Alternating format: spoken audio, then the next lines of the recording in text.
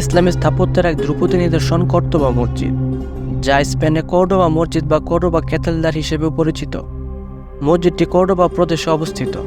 785 সালে আব্দুর রহমান তার খিলাফতের সময় মুসলিম শাসনামলের অধীনে বিখ্যাত এই মসজিদটি নির্মাণ করেছিলেন।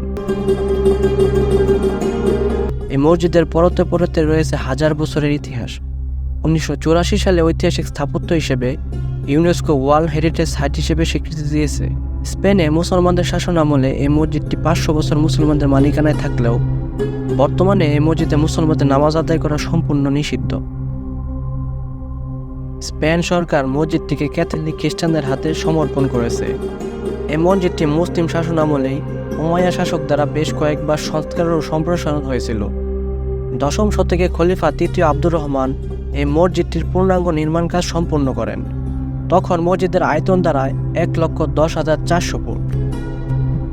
50 দরজায় এই বিশাল স্থাপনা রয়েছে 1293টি স্তম্ভ। অরেন্দ্র সুন্দর এই মসজিদটির থামগুলো নির্মিত হয়েছে মার্বেল, গ্রানাইট, জেসপার, অনিক্স পাথর দিয়ে। একজন সিরিয়াল স্থপতি মসজিদটির নকশা করেছিলেন। এই মসজিদটি ছিল বিশ্বের দ্বিতীয় বৃহত্তম মসজিদ। এই মসজিদে খলিফা দ্বিতীয় আল হাকাম যুক্ত করেন চোখ দাদানো এক মেহরাব। এই ভিতর প্রবেশ করলে মনে হয় এটি যেন পরজন্মের প্রবেশদ্বার। মেহরাবটির উপরে রয়েছে অসাধারণ এক গম্বুজ। মসজিদে রয়েছে 108 ফুট উঁচু মিনার। মসজিদের মধ্যে ছোট বড় রূপা ও পিতলের 10,000 ঝাড়বাতি জ্বালানো হতো।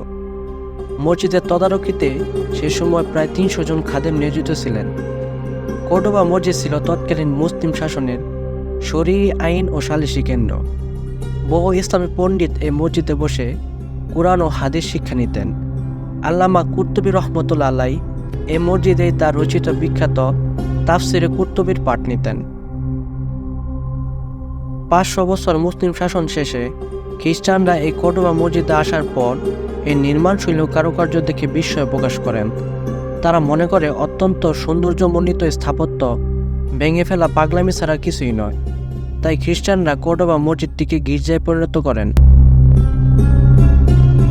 একসময় ইসলামী শাসন অন্যতম কেন্দ্র হিসেবে পরিচালিত হলেও বর্তমানে এখানে মুসলমানদের নামাজ আদায় করা সম্পূর্ণ নিষেধ।